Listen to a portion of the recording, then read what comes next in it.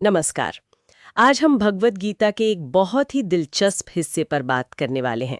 अध्याय 2 के कुछ श्लोक करीब 39 से 53 तक। हमारा इरादा है कि हम थोड़ा गहराई में जाकर समझें कि कर्म, बुद्धि और ये जो मन की स्थिरता की बात होती है, गीता उसके बारे में असल में क्या कहती है, शायद उस आम समझ से थोड़ा सा आगे। हाँ बिल्कुल। और ये प्रसंग भी बड़ा महत्वपूर्ण है। श्री कृष्ण अर्जुन को समझा रहे हैं ऐन युद्ध भूमि में। उन्होंने पहले सांख्य योग मतलब ज्ञान मार्ग की बात की, और अब यहां से श्लोक 39 से वो बुद्धि योग पर आ रहे हैं। ये कर्मयोग का ही एक, आप कह सकते हैं, विशेष पहलू है। सिर्फ कर्म करना नहीं, बल्कि एक खास समझ के साथ कर्म करना। बुद्धि योग, ये शब्द काफी अहम लगता है। तो ये जो सांख्य योग है, उससे ये अलग कैसे हुआ और श्री कृष्ण इस पर इतना जोर क्यों दे रहे हैं?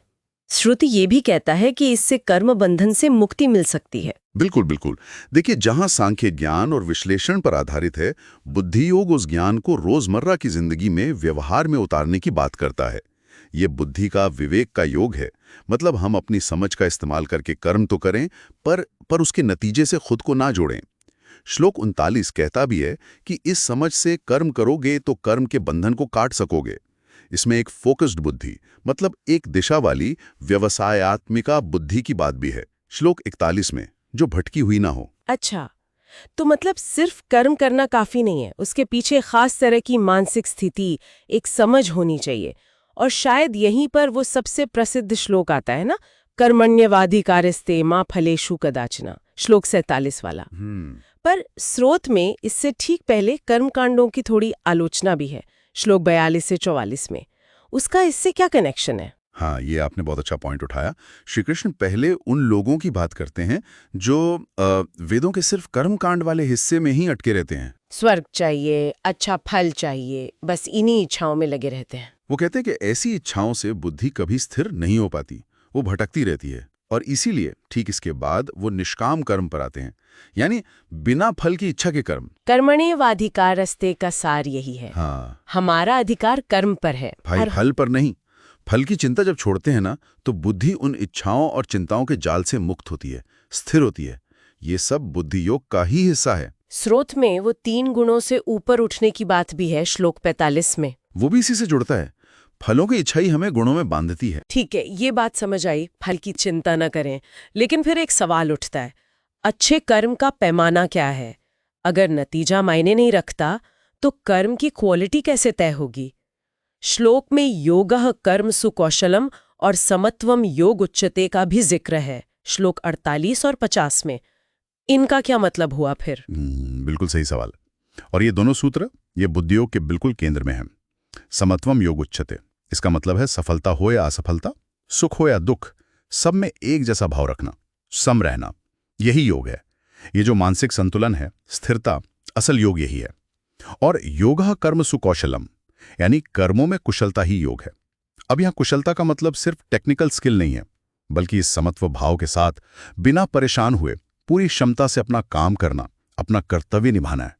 जब मन शांत और स्थिर होता है ना, तो कर्म अपने आप ही ज्यादा कुशल और प्रभावी हो जाता है। और इस कुशलता से कर्म करते हुए व्यक्ति पाप और पुण्य दोनों के फलों से ऊपर उठ जाता है। श्लोक 50 ये कहता है। अच्छा, तो ये एक पूरी प्रक्रिया है।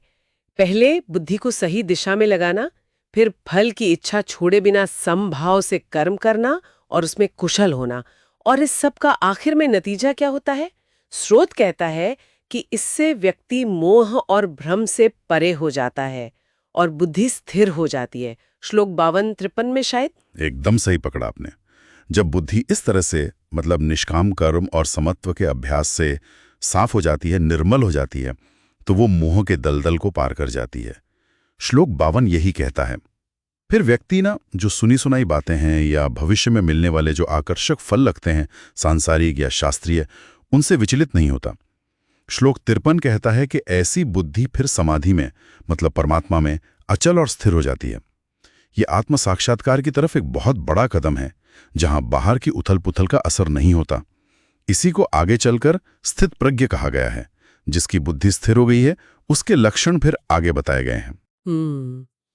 तो अगर हम संक्षेप में देखें, तो गीता के ये श्लोक सिर्फ ये नहीं कह रहे कि भाई फल की चिंता मत करो और काम करो, बल्कि वो बुद्धि को सही दिशा देने, संभाव विकसित करने और कर्म में एक खास तरह की कुशलता लाने का एक पूरा नक्शा दे रहे हैं।